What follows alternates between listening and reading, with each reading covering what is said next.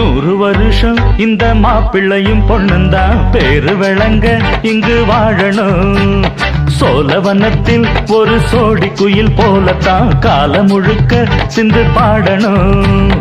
ஒண்ணுக்கொண்ணு பக்கத்தில பொண்ணு புள்ள நிக்கையில கண்ணு படும் மொத்தத்தில கட்டழக அம்மாடி என்ன சொல்ல. 100 வருஷம் இந்த மாப்பிள்ளையும் பொண்ணுந்தான் பேரு விளங்க இங்கு வாழணும்.